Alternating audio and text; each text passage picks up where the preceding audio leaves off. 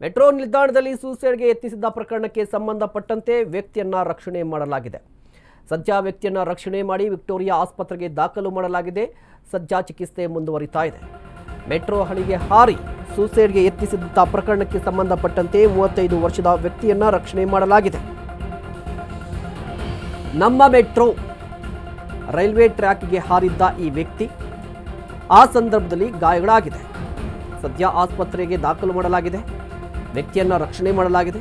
Victoria ಆಸ್ಪತ್ರೆಯಲ್ಲಿ ಚಿಕಿತ್ಸೆ ಮುಂದುವರಿತಾ ಇದೆ. ಈ ವ್ಯಕ್ತಿಯ ವಿಳಾಸ ಗೊತ್ತಿಲ್ಲ, ಗುರುತು ಪತ್ತೆಯಾಗಿಲ್ಲ. ರಕ್ಷಣಾ ಕಾರ್ಯಾಚರಣೆ ಬಳಿಕ ಮೆಟ್ರೋ ಸೇವೆ ಮತ್ತೆ ಪುನರ್ ಆರಂಭಗೊಂಡಿದೆ. ಬಟ್ ಯಾವ ಕಾರಣಕ್ಕಾಗಿ ಈ ವ್ಯಕ್ತಿ ಸೂಸೈಡ್ಗೆ ಯತ್ನಿಸಿದ ಅನ್ನೋದು ಗೊತ್ತಿಲ್ಲ. ಯಾರೀತ, ಯಾಕಾಗಿ ಸೂಸೈಡ್ಗೆ ಯತ್ನಿಸಿದ್ದ ಅನ್ನೋದು ಗೊತ್ತಿಲ್ಲ. ಬಟ್ ಸೂಸೈಡ್ಗೆ ಯತ್ನಿಸಿದ್ದ. ಟ್ರೈನ್ ಹೋಗುವಂತಹ ಸಂದರ್ಭದಲ್ಲಿ ಅಥವಾ ಬರುವಂತಹ ಸಂದರ್ಭದಲ್ಲಿ ರೈಲ್ವೆ ಟ್ರ್ಯಾಕ್ಗೆ ಹಾರಿದ್ದಾನೆ.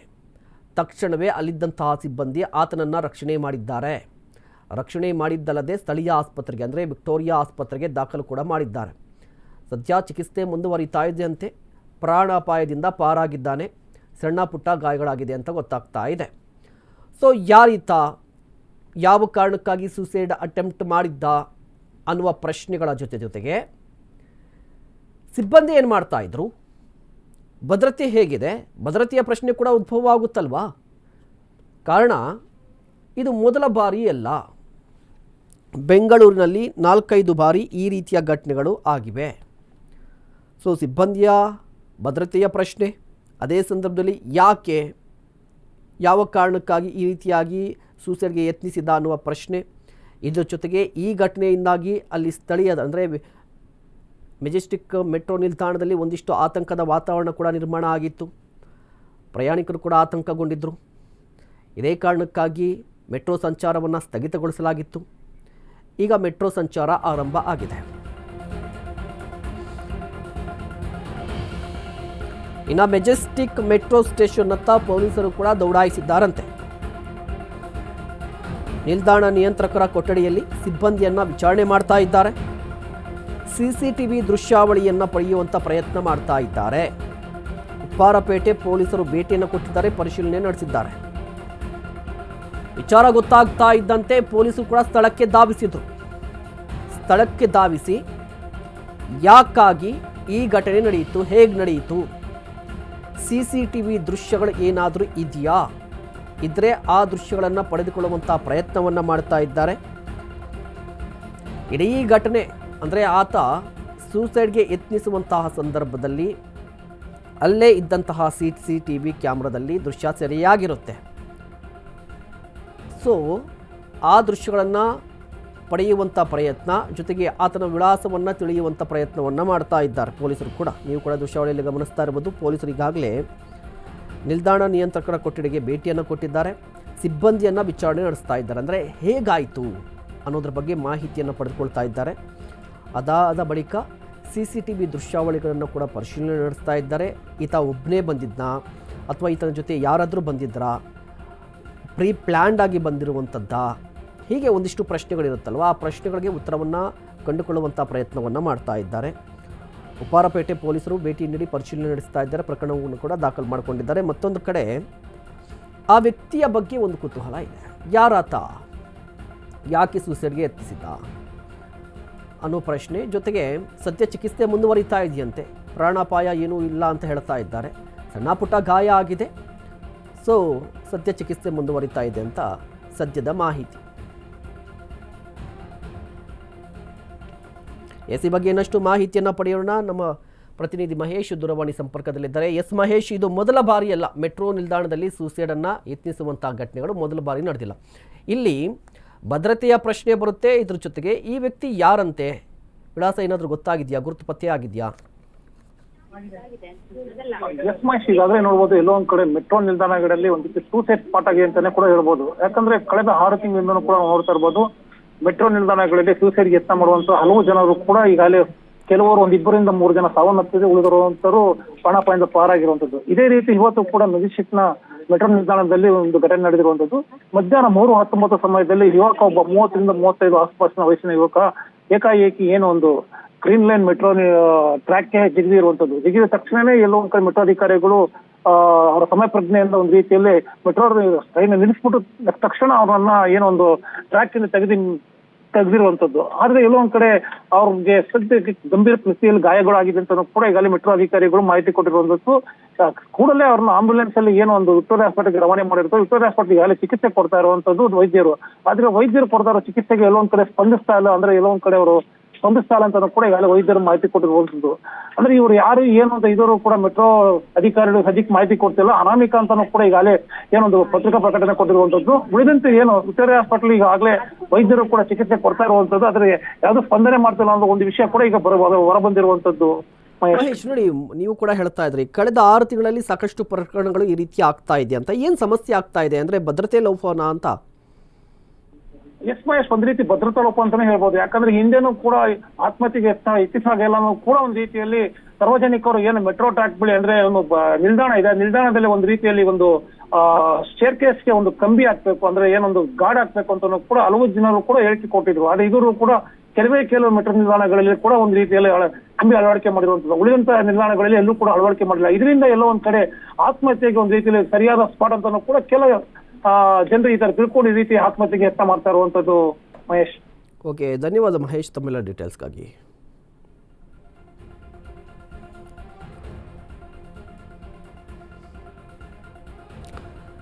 ಇತ್ತೀಚೆಗೆ ಮೆಟ್ರೋ ನಿಲ್ದಾಣಗಳು ಅಂತ ಹೇಳಿದ್ರೆ ಸೂಸೈಡ್ ಸ್ಪಾಟ್ಗಳಾಗ್ಬಿಟ್ಟಿದೆಯಾ ಅನ್ನುವ ಪ್ರಶ್ನೆ ಕಾಡುತ್ತೆ.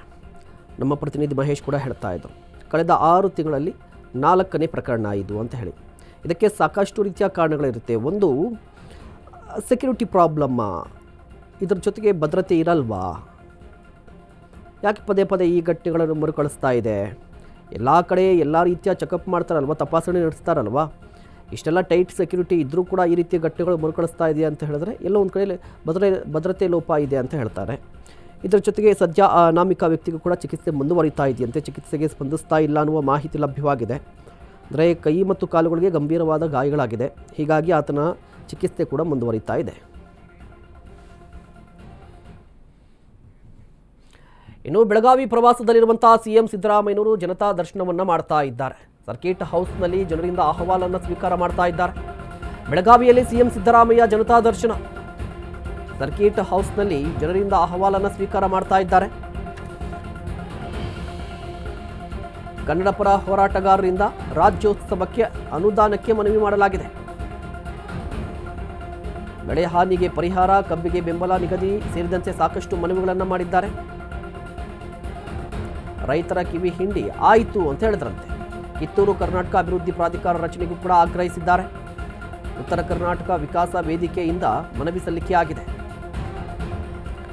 ಬೆಳಗಾವಿಯಲ್ಲಿದ್ದಾರೆ ಸಿಎಂ ಸಿದ್ದರಾಮಯ್ಯನವರು. ಬೆಳಗಾವಿಯಲ್ಲಿ ದೊಡ್ಡ ಸಮಸ್ಯೆ ಏನು ಅಂತ ಹೇಳಿದ್ರೆ ಈ ನವೆಂಬರ್ ಬಂದರೆ ಸಾಕು, ಈ MES ಪುಂಡಾಟ ಜಾಸ್ತಿ ಆಗಿಬಿಡುತ್ತೆ. ಹೀಗಾಗಿ ರಾಜ್ಯೋತ್ಸವ ಅದ್ಧೂರಿಯಾಗಿ ಮಾಡಬೇಕು ಈಗಂತ ಹೇಳಿ ಮನವಿಯನ್ನು ಸಲ್ಲಿಕೆ ಮಾಡಿದ್ದಾರೆ. ಇದರ ಜೊತೆಗೆ ಆ ರೈತರು ಕೂಡ ಒಂದಿಷ್ಟು ಬೇಡಿಕೆಗಳನ್ನು ಮುಂದೆ ಇಟ್ಟಿದ್ದಾರೆ ಅಂತ. ಉತ್ತರ ಕರ್ನಾಟಕ ವಿಕಾಸ ವೇದಿಕೆಯಿಂದ ಒಂದಿಷ್ಟು ಬೇಡಿಕೆಗಳನ್ನು ಮುಂದೆ ಇಟ್ಟಿದ್ದಾರಂತೆ. ಆ ಎಲ್ಲ ಬೇಡಿಕೆಗಳಿಗೂ ಕೂಡ ನಾನು ಸ್ಪಂದಿಸ್ತೀನಿ, ಆಯ್ತಪ್ಪ ಮಾಡ್ತೀನಿ ಅಂತ ಕೂಡ ಹೇಳಿದ್ದಾರಂತೆ. ಸಿಎಂ ಸಿದ್ದರಾಮಯ್ಯನವರು ಇವತ್ತು ಬೆಳಗಾವಿ ಪ್ರವಾಸದಲ್ಲಿದ್ದಾರೆ. ಬೆಳಗಾವಿಯಲ್ಲಿ ಒಂದು ಕಾರ್ಯಕ್ರಮ ಇತ್ತು, ಕಾರ್ಯಕ್ರಮ ಉದ್ಘಾಟನೆಗೆ ಹೋಗಿದ್ದರು. ಅದೇ ಸಂದರ್ಭದಲ್ಲಿ ಈ ಸಾಕಷ್ಟು ಮಳೆಯಾಗಿದೆ ಅಲ್ವಾ. ನಾನು ಆಗಲೇ ಹೇಳ್ತಾ ಇದ್ದೆ, ಮಹಾರಾಷ್ಟ್ರ ಭಾಗದಲ್ಲಿ ಏನಾದರೂ ಜಾಸ್ತಿ ಮಳೆ ಆಗಿಬಿಟ್ರೆ ಬೆಳಗಾವಿ ಒಂದು ರೀತಿಯಾಗಿ ಅರ್ಧಂಬರ್ಧ ತುಂಬ ಹೋಗ್ಬಿಡುತ್ತೆ. ಬೆಳಗಾವಿನೇ ಕಾಣಿಯಾಗಲ್ಲ, ಅಂದರೆ ಕಾಣಿಸೋದೇ ಇಲ್ಲ ಅಂತ ಹೇಳಿ ತುಂಬ ನೀರು ತುಂಬಿಕೊಳ್ಳುತ್ತೆ. ರೈತರು ಪರದಾಡುವಂಥ ಪರಿಸ್ಥಿತಿಯಲ್ಲಿ ಇರ್ತಾರೆ. ಜನರು ಕೂಡ ಗಂಜಿ ಕೇಂದ್ರಗಳಿಗೆ ಹೋಗ್ತಾ ಇರ್ತಾರೆ. ಅಲ್ಲಿ ಪೂರ್ವ ತಯಾರಿಯ ಪ್ರಶ್ನೆ ಕೂಡ ಉದ್ಭವ ಆಗುತ್ತೆ.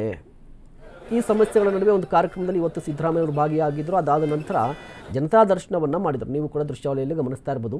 ಅಲ್ಲಿರುವಂಥ ಜನರು ಒಂದಿಷ್ಟು ಅಹವಾಲನ್ನು ತೋಡ್ಕೊಂಡಿದ್ದಾರೆ ಅಂತ, ತಮ್ಮ ಸಮಸ್ಯೆಗಳನ್ನು ಹೇಳಿಕೊಂಡು ಕೈ ಮುಗಿದು ನೋಡಿ ಗಮನಿಸ್ತಾ ಇದ್ರಲ್ವ, ವ್ಯಕ್ತಿ ಕಣ್ಣೀರನ್ನು ಹಾಕ್ತಾ ಇದ್ದಾನೆ. ಜೊತೆಗೆ ರೈತರ ಮನವಿಗಳನ್ನು ಕೂಡ ಸ್ವೀಕಾರ ಮಾಡಿದ್ದಾರೆ.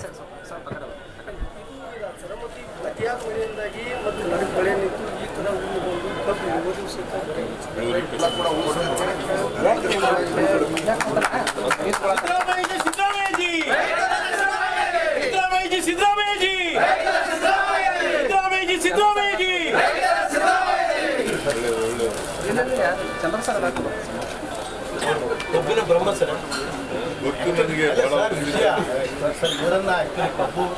ಬೆಲೆ ನಿಯಂತ್ರಣ ವ್ಯವಸ್ಥೆ ಒಳಗಡೆ ಹಾಕಿದಂತಂದರೆ ತಮಗೆ ಈ ಎಲ್ಲ ಸರ್ಕಾರದ ಖರ್ಚನ್ನು ನೀಗಿಸುವಂಥ ವ್ಯವಸ್ಥೆ ಆಗ್ತದೆ.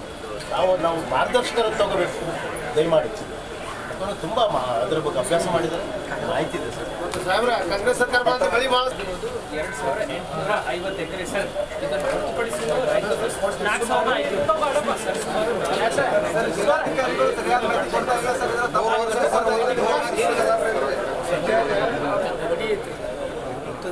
ಈ ಥರ ಬೆಳೆ ಸ್ವಲ್ಪ ಇದು ಸರಮತಿ ಅತಿಯಾದ ಮಳೆಯಿಂದಾಗಿ ಮತ್ತು ನಡುವೆ ಬೆಳೆ ನಿಂತು ಈ ಥರ ಬಂದು ಕಬ್ಬು ಇಳುವರಿ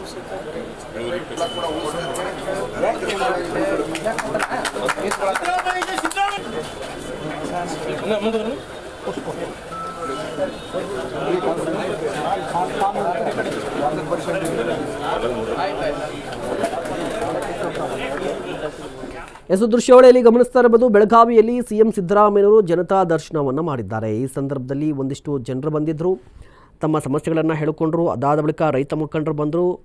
ರೈತರು ಕೂಡ ಒಂದಿಷ್ಟು ಮನವಿ ಪತ್ರಗಳನ್ನು ಕೊಟ್ಟಿದ್ದಾರೆ, ಸ್ಪಂದಿಸಿ ಅಂತ ಹೇಳಿದ್ದಾರೆ. ಸೊ ಸ್ಪಂದಿಸುವಂಥ ಎಲ್ಲ ಭರವಸೆಯನ್ನು ಕೂಡ ಕೊಟ್ಟಿದ್ದಾರೆ.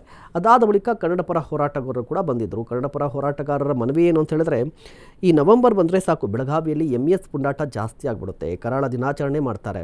ಹೀಗಾಗಿ ಇದಕ್ಕೆ ಒಂದು ಶಾಶ್ವತ ಪರಿಹಾರವನ್ನು ಕೊಡಬೇಕು ಸರ್ಕಾರದ ವತಿಯಿಂದ ಅಂಥೇಳಿ ಮನವಿಯನ್ನು ಮಾಡಿಕೊಂಡ್ರು. ಎಲ್ಲ ಮನವಿಗಳಿಗೂ ಕೂಡ ಸಕಾರಾತ್ಮಕವಾಗಿ ಸ್ಪಂದಿಸಿದ್ದಾರಂತೆ ಸಿಎಂ ಸಿದ್ದರಾಮಯ್ಯನವರು.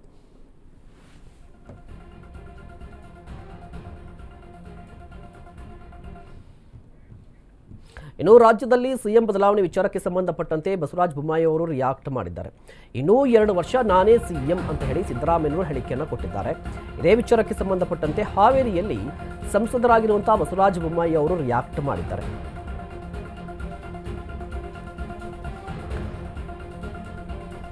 ಸಿಎಂ ಆಗಿರುತ್ತಾರೋ ಇಲ್ವೋ ಅಂತ ಕಾಂಗ್ರೆಸ್ ನಾಯಕರು ಉತ್ತರಿಸಬೇಕು.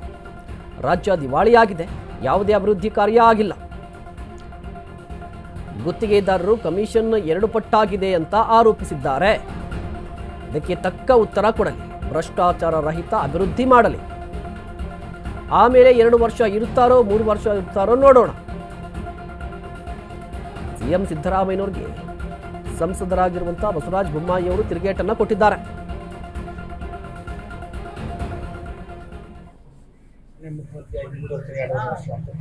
ಆಗಲ್ಲ, ಯಾರು ಬೇಡಂತಾರೆ ಪ್ರಶ್ನೆ. ಇವತ್ತು ಅವ್ರು ಮುಖ್ಯಮಂತ್ರಿ ಆಗ್ತಾರ ಇಲ್ಲ ಅನ್ನುವಂಥ ಪ್ರಶ್ನೆ ಕಾಂಗ್ರೆಸ್ ಪಕ್ಷದಲ್ಲಿ ಹುಟ್ಟಿದೆ. ಕಾಂಗ್ರೆಸ್ ಪಕ್ಷದವ್ರು ಜವಾಬ್ದಾರಿ ಕೊಡ್ಬೇಕು, ಜವಾಬ್ ಕೊಡ್ಬೇಕು, ನಮಗಲ್ಲ. ಆದ್ರೆ ಯಾರಾದ್ರೂ ಮುಖ್ಯಮಂತ್ರಿ ಆಗಿ ರಾಜ್ಯವನ್ನು ಅಧೋಗತಿ ತಗೊಂಡು ಹೋಗಿರಲ್ಲ. ರಾಜ್ಯವನ್ನು ಅಧೋಗತಿ ತಗೊಂಡು ಹೋಗಿದ್ದನ್ನ ಯಾರು ಜವಾಬ್ದಾರಿ? ಯಾರಾದ್ರೂ ಕೂಡ ಇದು ಇವತ್ತು ರಾಜ್ಯ ದಿವಾಳಿ ಆಗಿದೆ, ಸರಿಯಾಗಿ ಇವತ್ತು ಯಾವುದೇ ಅಭಿವೃದ್ಧಿ ಕೆಲಸಗಳಾಗ್ತಾ ಇಲ್ಲ, ಕೇವಲ ಕಾಗದದಲ್ಲಿ ಮಂಜೂರಾತಿ ಆಗಿದೆ, ಹಣ ಬಿಡುಗಡೆ ಆಗ್ತಾ ಇಲ್ಲ. ಶಾಸಕರಿಗೆ ನೀವು ಲಿಸ್ಟ್ ಕೊಡಿ ಅಂತ ಹೇಳಿದ್ದಾರೆ, ಕರೆ ಹಿಂದೂ ಕೇಳಿದ್ರು, ಕೊಟ್ಟರು ಏನೂ ಆಗ್ಲಿಲ್ಲ. ಈ ಲಿಸ್ಟ್ ಕೊಟ್ಟರಿಗೆ ತಕ್ಷಣನೇ ಕೆಲಸ ಆಗ್ಬೇಕು, ಹಣ ಬಿಡುಗಡೆ ಆಗ್ಬೇಕು. ಮತ್ತು ಭ್ರಷ್ಟಾಚಾರ, ಅದೇ ಕಾಂಟ್ರಾಕ್ಟರ್ ಅಸೋಸಿಯೇಷನ್ ಈಗ 2 ಪಟ್ಟಾಗಿದೆ ಅಂತಾರೆ, ಅಂತಿಮ ಉತ್ತರ ಕೊಡ್ತಾರೆ ಮುಖ್ಯಮಂತ್ರಿಗಳು. ಮೊದಲು ಒಳ್ಳೆಯ ಆಡಳಿತವನ್ನ, ಭ್ರಷ್ಟಾಚಾರ ರಹಿತವಾಗಿರುವಂತಹ ಅಭಿವೃದ್ಧಿಯನ್ನ ರಾಜ್ಯಕ್ಕೆ ಮಾಡಕ್ಕೆ ಕಲೀಲಿ. ಆಮೇಲೆ 2 ವರ್ಷ ಇರ್ತಾರೋ 3 ವರ್ಷ ಇರ್ತಾರೋ ಆಮೇಲೆ ತೀರ್ಮಾನ ಆಗ್ತದೆ. ಮತ್ತೆ ನಾನೇ ಮುಖ್ಯಮಂತ್ರಿ ಆಗಿ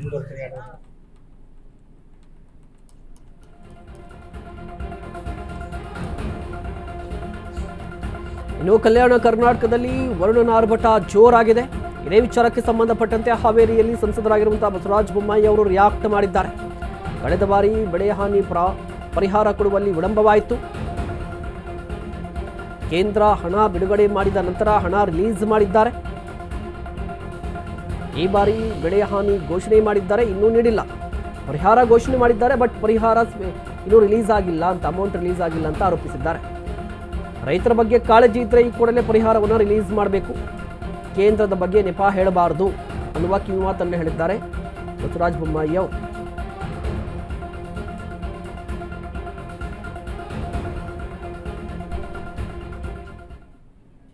ಇವರು ಪರಿಹಾರ ಕೊಡೋದಕ್ಕೆ ಕಳೆದ ಬಾರಿ ಕೇಂದ್ರ ಸರ್ಕಾರ ಒಟ್ಟ ಮೇಲೆನೆ ಕೊಟ್ಟರು. ಈ ಬಾರಿ ಬಹಳ ಅನೌನ್ಸ್ ಮಾಡಿದ್ದಾರೆ. ನಾನು ಮುಖ್ಯಮಂತ್ರಿ ಇದ್ದಾಗ ಇದಕ್ಕಿಂತ 2 ಪಟ್ಟು ಮಾಡಿದ್ದೆ. ಒಣ ಬೇಸಾಯಕ್ಕೆ 13,000 ರೂಪಾಯಿ ಮತ್ತು ನೀರಾವರಿಗೆ 25,000 ರೂಪಾಯಿ ಮಾಡಿದ್ದೆ.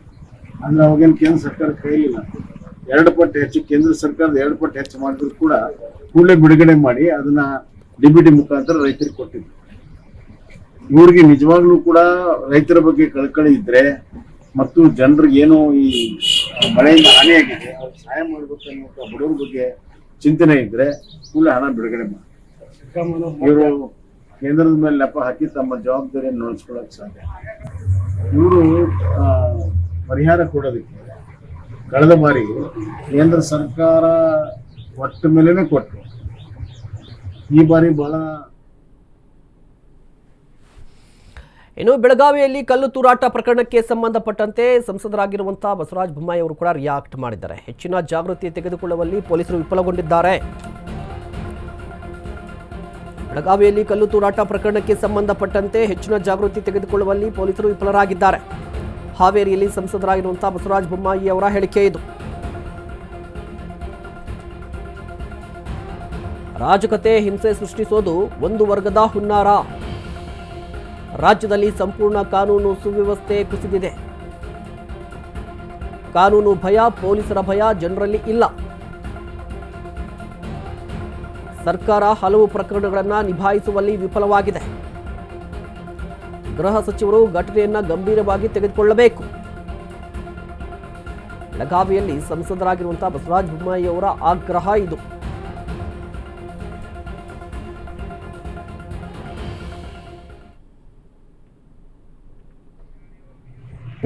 ಮಾಡಬೇಕನ್ನುವಂಥದ್ದು ಒಂದು ವರ್ಗದ ಹುನ್ನಾರ. ಅದಕ್ಕೆ ಕೆಲವು ಶಕ್ತಿಗಳು ಬೆಂಬಲ ಕೊಡ್ತಾ ಇತ್ತು. ಇದು ಉತ್ತರ ಪ್ರದೇಶದಿಂದ ಪ್ರಾರಂಭ ಆಗಿ ಬೇರೆ ಬೇರೆ ರಾಜ್ಯದಲ್ಲಿತ್ತು. ಕರ್ನಾಟಕದಲ್ಲಿ ನಿಯಂತ್ರಣ ಮಾಡಬೇಕು, ದಾವಣಗೆರೆ ಘಟನೆ ಆದ ತಕ್ಷಣ ನಿಯಂತ್ರಣ ಮಾಡಬೇಕು ಅಂತ ನಾವೆಲ್ಲ ಆಗ್ರಹ ಮಾಡ್ತೀವಿ. ನಿಯಂತ್ರಣ ಮಾಡ್ತೀವಿ ಅಂತ ಹೇಳಿದ್ರು. ಆದರೆ ಇಂತಹ ಸಂದರ್ಭಗಳಲ್ಲಿ ಸ್ವಲ್ಪ ಹೆಚ್ಚಿನ ಜಾಗೃತಿಯನ್ನು ತಗೊಳ್ಳಲು ಪೊಲೀಸರು ವಿಫಲರಾಗಿದ್ದಾರೆ. ಒಟ್ಟಾರೆ ಇದನ್ನೆಲ್ಲ ನೋಡಿದಾಗ ಈಗ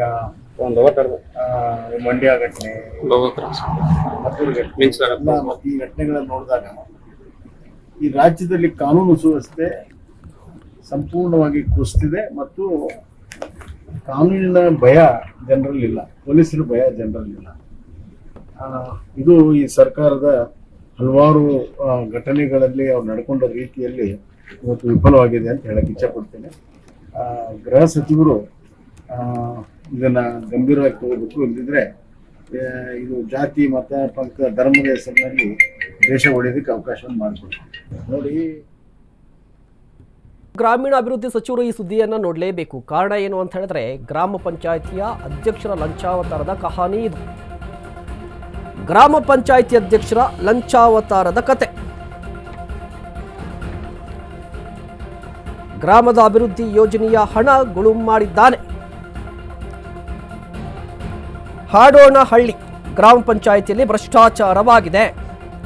ಕಮಿಷನ್ ಬಗ್ಗೆ ಮಾತನಾಡಿರುವಂಥ ಆಡಿಯೋ ವೈರಲ್ ಆಗಿದೆ. ಗ್ರಾಮ ಪಂಚಾಯಿತಿಯ ಅಧ್ಯಕ್ಷರು, ಉಪಾಧ್ಯಕ್ಷರ ವಿರುದ್ಧ ಆರೋಪ ಕೇಳಿಬಂದಿದೆ. ಗ್ರಾಮದ ಅಭಿವೃದ್ಧಿ ಯೋಜನೆ ಬಿಲ್ ಹಾಕಿ ಸರ್ಕಾರಕ್ಕೆ ವಂಚನೆ ಮಾಡಿದ್ದಾರಂತೆ. ಸೊ ವಿವಿಧ ಅಭಿವೃದ್ಧಿ ಕಾಮಗಾರಿ ಹೆಸರಲ್ಲಿ ಕೋಟಿ ಕೋಟಿ ಹಣ ಲೂಟಿಯಾಗಿದೆ ಅನ್ನುವ ಆರೋಪ ಬಂದಿದೆ. ಇದಕ್ಕೆ ಸಂಬಂಧಪಟ್ಟಂತ ಆಡಿಯೋ ಕೂಡ ಈಗ ಅಶ್ವವೇಗ ನ್ಯೂಸ್ಗೆ ಲಭ್ಯವಾಗಿದೆ.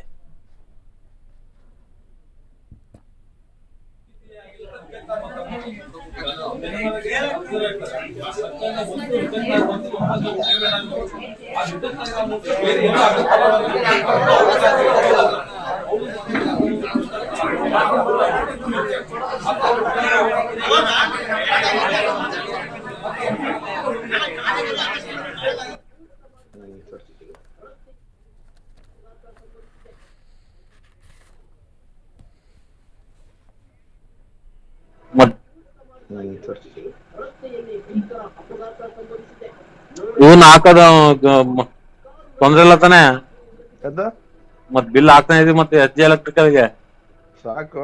4 ದಿವಸ ಹೋಗ್ಲಿದು. 4 ದಿವಸ ಸುಮ್ನೆ ಮಲ್ಲಪ್ಪನ ಸರಿ ಮಾಡ್ಕೋಣ, ಹೆಂಗಾರ ಮಾಡ್ಕೋಣ. ಏನೈತೆ ಪ್ರಭುಗ ಅವ್ರಿಗೆಲ್ಲ ಸರಿ ಮಾಡ್ಕೊಳ್ರಿ ಅತ್ಲಾಗೆ. ಪ್ರಭು ಸರಿ ಮಾಡ್ತೀನಿ ನಾನು. ಪ್ರಭುಗ ಸರಿ ಮಾಡ್ಕೊಳ್ರಿ. ಅಲ್ಲ ಮತ್ ಮಾರ್ಚೆಂಟ್ ಈಗ 15,000 ಚಿಲ್ಲರೆ ನನಗೆ ಬರೋದ್ ದುಡ್ಡು ಐತಾ ಹ್ಮ್ ಆ?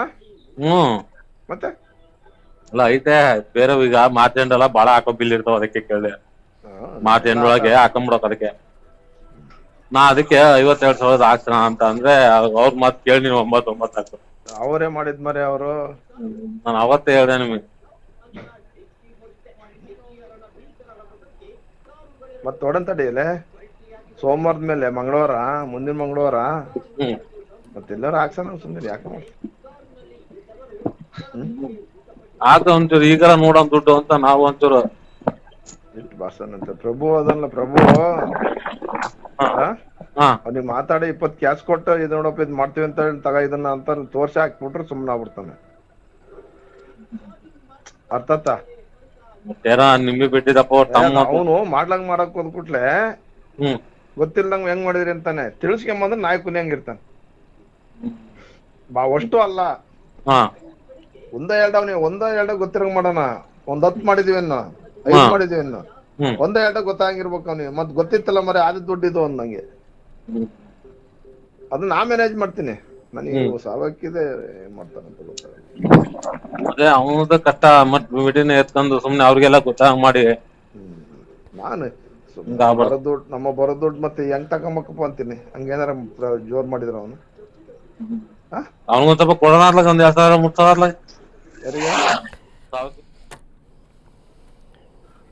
ಎಸ್ ಈ ಬಗ್ಗೆ ಇನ್ನಷ್ಟು ಮಾಹಿತಿಯನ್ನು ಪಡೆಯೋಣ. ನಮ್ಮ ಪ್ರತಿನಿಧಿ ಅಶ್ವಿನಿ ದೂರವಾಣಿ ಸಂಪರ್ಕದಲ್ಲಿದ್ದಾರೆ. ಎಸ್ ಅಶ್ವಿನಿ, ಆಡಿಯೋವನ್ನು ಕೂಡ ಕೇಳಿಸ್ಕೊತಾ ಇದ್ವಿ. ಎಕ್ಸಾಕ್ಟಾಗಿ ಏನಾಗಿದೆ ಅಂತ ಹೇಳಿ, ಏನೆಲ್ಲ ಆರೋಪ ಕೇಳಿ ಬಂದಿದೆ, ಇದರ ಜೊತೆಗೆ ಇವ್ರ ವಿರುದ್ಧ ಏನಾದರೂ ಕ್ರಮ ಆಗಿದೆಯಾ, ಸ್ಥಳೀಯರು ಏನು ಹೇಳ್ತಾ ಇದ್ದಾರೆ? ಎಸ್ ಮಹೇಶ್, ಏನು ಗ್ರಾಮ ಪಂಚಾಯಿತಿ ಅಭಿವೃದ್ಧಿಗೆ ಅಂತ ಅಲ್ಲಿನ ಗ್ರಾಮಸ್ಥರೇ ಆಯ್ಕೆ ಮಾಡಿರುವಂತಹ ಗ್ರಾಮ ಪಂಚಾಯಿತಿ ಅಧ್ಯಕ್ಷರ ತಂಡ ಅಂದ್ರೆ ಸದಸ್ಯರಿಂದ ಹಿಡಿದು ಪ್ರತಿಯೊಬ್ಬರೂ ಕೂಡ ಸರ್ಕಾರದಿಂದ ಗ್ರಾಮದ ಉದ್ಧಾರಕ್ಕಾಗಿ ಬರುವಂತಹ ಹಣವನ್ನ ಗುಳುಂ ಮಾಡ್ಕೊಂತಾ ಇದ್ದಾರೆ ಎಂಬ ಆರೋಪವನ್ನ ಗ್ರಾಮಸ್ಥರೇ ಮಾಡ್ತಾ ಇದ್ದಾರೆ. ಏನು ವೃದ್ಧೆಯೊಬ್ಬರು ಈ ಸ್ವತ್ತು ಇರ್ಬೋದು, ರಸ್ತೆ ಕಾಮಗಾರಿ ಇರ್ಬೋದು, ಚರಂಡಿ ವ್ಯವಸ್ಥೆ ಇರ್ಬೋದು, ಯಾವುದೇ ತರಹದ ಯೋಜನೆ ಬಂದ್ರೂ ಇವರ ಕಮಿಷನ್ ಬುದ್ಧಿಯನ್ನ ಬಿಟ್ಟು ಬಾಳ್ತಾ ಇಲ್ಲ. ಈ ಗ್ರಾಮ ಪಂಚಾಯಿತಿ ಅಧ್ಯಕ್ಷರ ತಂಡ ಏನಿದೆ ಇದು ಕಮಿಷನ್ ದಂಧೆಯಲ್ಲಿ ಮುಳುಗೋಗಿದೆ ಅಂತಾನೆ ಹೇಳ್ಬೋದಾಗಿದೆ. ಮಹೇಶ್, ಏನಪ್ಪಾ ಅಂದ್ರೆ ವೃದ್ಧೆಯೊಬ್ರು ಇತ್ತೀಚೆಗಷ್ಟೇ ಈ ಸ್ವತ್ತಿಗೆ ಅಪ್ಲಿಕೇಶನ್ ಹಾಕಿರ್ತಾರೆ. ಅವ್ರ ಹತ್ರನೂ ಕೂಡ ಈ ಏನು ಕಂಪ್ಯೂಟರ್ ಆಪರೇಟರ್ ಇದರಲ್ಲಿ ಮೇನ್ ಕಿಂಗ್ ಪಿನ್ ಅಂತಾನೆ ಹೇಳ್ಬೋದು. ಅವನ ಮೂಲಕ ಈ ಗ್ರಾಮ ಪಂಚಾಯಿತಿ ಅಧ್ಯಕ್ಷರು ಹಾಗೂ ಸದಸ್ಯರುಗಳು ಲಂಚಕ್ಕೆ ಬೇಡಿಕೆ ಇಡ್ತಾರೆ. ಯಾವುದೇ ಬಿಲ್ ಪಾಸ್ ಮಾಡ್ಕೊಡ್ಬೇಕು ಅಂದ್ರು ಅಷ್ಟೇ, ಯಾವುದೇ ಅಭಿವೃದ್ಧಿ ಕಾರ್ಯದ ಕುರಿತಾಗಿ ಯಾವುದೇ ಒಂದ್ ಸಣ್ಣ ಕೆಲಸ ಆಗ್ಬೇಕು ಅಂದ್ರೂ ಕೂಡ ಇವ್ರ ಮೂಲಕ ಲಂಚಕ್ಕೆ ಬೇಡಿಕೆ ಇಡ್ತಾರೆ.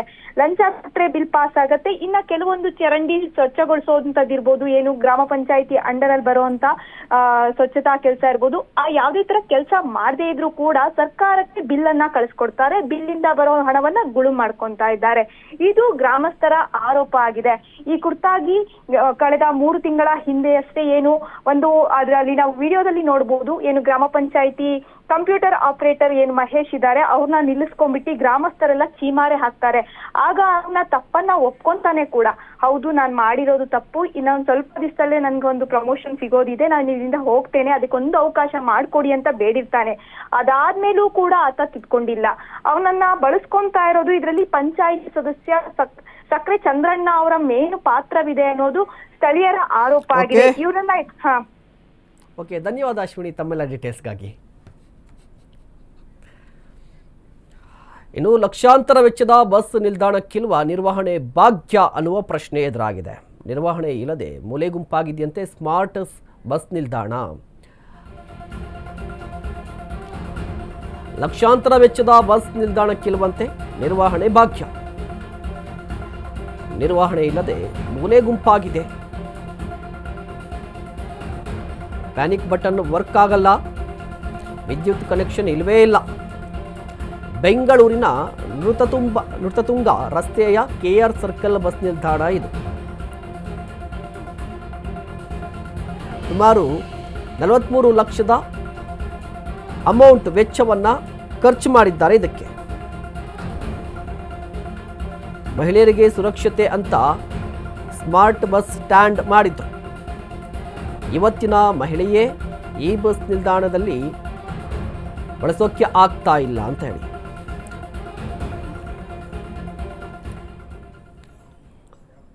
ಸ್ಮಾರ್ಟ್ನ ಅವ್ಯವಸ್ಥೆಯನ್ನು ನೀವು ಗಮನಿಸ್ತಾ ಇದ್ದೀರಾ.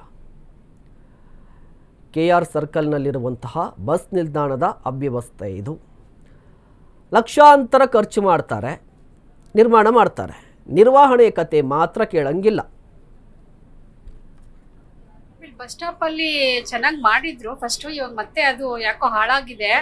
ಕ್ಯಾಮ್ರಾ ಎಲ್ಲ ಮುರಿದು ಬಿದ್ದಿದೆ, ಮತ್ತೆ ಹೆಣ್ಮಕ್ಳಿಗೆ ಸಿಗ್ತಾ ಇರೋಂಥ ಸೌಲಭ್ಯ ಸಿಗ್ತಾ ಇಲ್ಲ. ಸಿಗ್ಲಿ ಅನುಕೂಲ ಆಗ್ಲಿ ಅಂತ ಮಾಡಿದ್ದಾರೆ, ಮತ್ತೆ ಅದು ಹಾಳಾಗಿದೆ. ಅದನ್ನ ಸ್ವಲ್ಪ ಸರಿ ಮಾಡಿಕೊಟ್ರೆ ಒಳ್ಳೇದಾಗುತ್ತೆ ಎಲ್ರಿಗೂನು. ಇವಾಗ ಸ್ವಲ್ಪ ತೊಂದರೆ ಆಗ್ತಾ ಇದೆ ಹೆಣ್ಮಕ್ಳಿಗೆಲ್ಲ. ಹೆಣ್ಮಕ್ಳಿಗೆ ಅಂತಾನೆ ಅದು ಯೂಸಲಿ ಮಾಡಿರೋದು, ಬಟ್ ಅದು ಸರಿ ಹೋಗ್ತಾ ಇಲ್ಲ. ಇವಾಗ ಸ್ವಲ್ಪ ಅದನ್ನ ಸರಿ ಮಾಡಿಕೊಟ್ರೆ ಎಲ್ರಿಗೂ ಅನುಕೂಲ ಆಗುತ್ತೆ. ಮೇಡಮ್ ಇಲ್ಲಿ ಬಸ್ ಸ್ಟಾಪ್ ಅಲ್ಲಿ ಚೆನ್ನಾಗಿ ಮಾಡಿದ್ರು ಫಸ್ಟ್, ಇವಾಗ ಮತ್ತೆ ಅದು ಯಾಕೋ ಹಾಳಾಗಿದೆ. ಕ್ಯಾಮ್ರಾ ಎಲ್ಲ ಮುರಿದು ಬಿದ್ದಿದೆ, ಮತ್ತೆ ಹೆಣ್ಮಕ್ಳಿಗೆ ಸಿಗ್ತಾ ಇರೋಂಥ ಸೌಲಭ್ಯ ಸಿಗ್ತಾ ಇಲ್ಲ. ಸಿಗ್ಲಿ ಅನುಕೂಲ ಆಗ್ಲಿ ಅಂತ ಮಾಡಿದ್ದಾರೆ, ಮತ್ತೆ ಅದು ಹಾಳಾಗಿದೆ. ಅದನ್ನ ಸ್ವಲ್ಪ ಸರಿ ಮಾಡಿಕೊಟ್ರೆ ಒಳ್ಳೇದಾಗುತ್ತೆ ಎಲ್ರಿಗೂನು. ಇವಾಗ ಸ್ವಲ್ಪ ತೊಂದರೆ ಆಗ್ತಾ ಇದೆ ಹೆಣ್ಮಕ್ಳಿಗೆಲ್ಲ. ಹೆಣ್ಮಕ್ಳಿಗೆ ಅಂತಾನೆ ಅದು ಯೂಸಲಿ ಮಾಡಿರೋದು, ಬಟ್ ಅದು ಸರಿ ಹೋಗ್ತಾ ಇಲ್ಲ. ಇವಾಗ ಸ್ವಲ್ಪ ಅದನ್ನ ಸರಿ ಮಾಡಿಕೊಟ್ರೆ ಎಲ್ರಿಗೂ ಅನುಕೂಲ ಆಗುತ್ತೆ. ಮೇಡಮ್ ಇಲ್ಲಿ ಬಸ್ ಸ್ಟಾಪ್ ಅಲ್ಲಿ ಚೆನ್ನಾಗಿ ಇದಾಗಿತ್ತು ಇವರಿಗಿನ ಸುದ್ದಿ. ನೋಡ್ತಾ ಇರಿ ಅಶ್ವವೇಗ ನ್ಯೂಸ್. ಇದು ಸತ್ಯನ್ವೇಷಣೆಯ ಓಟದಲ್ಲಿ.